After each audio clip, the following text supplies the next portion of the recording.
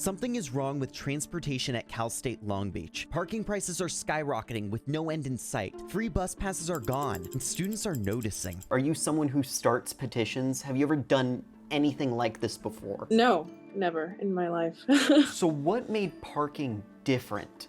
I think coming out of a pandemic, we really went through it. Students, parents that were supporting their sons and daughters going to our school, it was just, the parking kind of hit me like a truck. Idalis isn't alone. 70% of students surveyed claim that they've had to make a lifestyle change in order to afford the cost of a permit. And that's just this year. With the 5-year plan currently put in place, things are only set to get worse. Parking and transportation have justified this price increase in their eyes by saying, look, we have some of the lowest permit prices in the whole CSU, but we're also maintaining more parking infrastructure than most of the CSU. Do you find that argument persuasive? It's pretty disappointing to hear that they would say, well, we have it better than.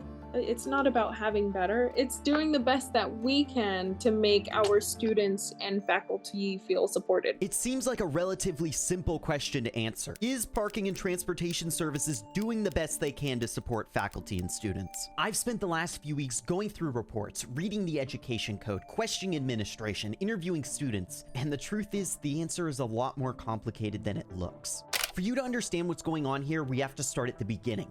This is California Education Code 89701. This 2-page document defines parking and transportation services. It allows them to build parking lots, create alternative transportation programs, ticket people, charge fees, take out loans. It seems like they have a lot of freedom here, but that's not all this policy does. Parking and transportation services is also required to be entirely self-funded, meaning that not a single cent of your tuition can go towards their services. Add on top of that EDC 89904, which requires parking and transportation services to maintain necessary reserves for fiscal viability, and suddenly they're forced to run a pretty tight ship. So what does that look like on a normal year?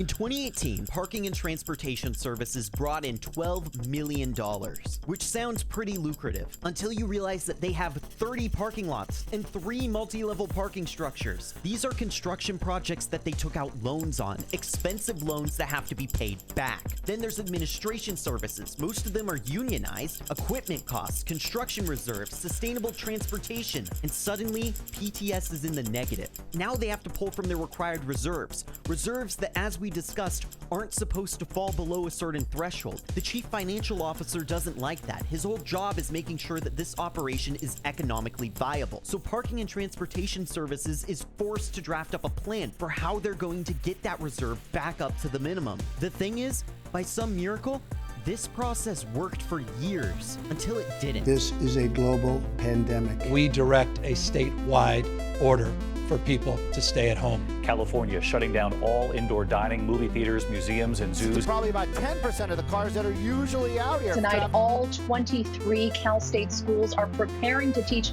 almost all of their classes online in the fall. Our permits, and this is what students see, went from growing at an annual rate of about 7% to 20% these past 2 years. And that's a drastic change.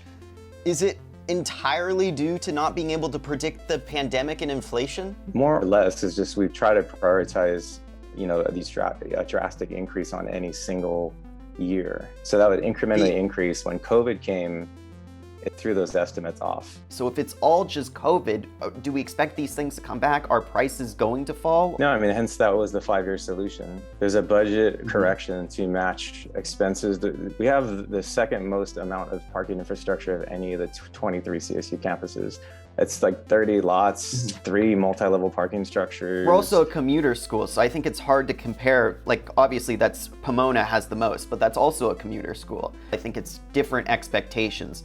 And I feel like a lot of students have that understanding that we should be looking at this on a different level. The complaints that I've seen, they don't want to be compared to other schools, saying like, oh, look at how much you could have it worse. San Francisco, it's $800 for a yearly permit. Yeah, and I don't think that was the design of look at how much worse you could have it, but just to create further education of this isn't something that's unique to Cal State Long Beach. Is there any plan to set aside some of that budget for low-income students who need parking spaces but can't afford them? Not at this time. There's students experience a lot of financial hardships. We're very aware of that and we're sensitive to that fact. It's hard to distribute the cost of parking like equally across every student. You know, it's just that we only charge parking fees for the students that are parking on campus or people that are using those facilities. So there's a lot of students that choose not to own a vehicle for a variety of reasons. Either they follow a green lifestyle, or they live on campus and walk, or they live within a certain distance of campus. Parking is an expense on campus, but I mean, owning a vehicle is expensive as well. So, I mean, as far as, you know, a discounted or free permit, it's just, there'd be a lot to consider in that.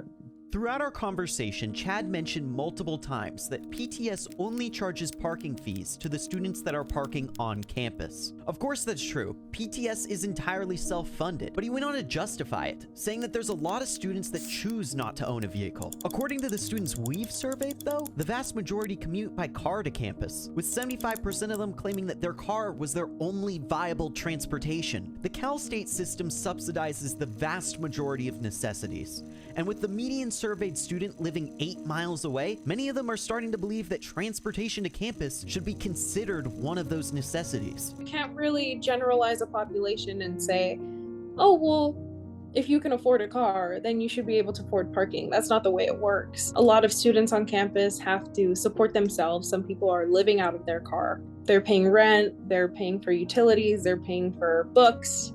It's so different for every single student.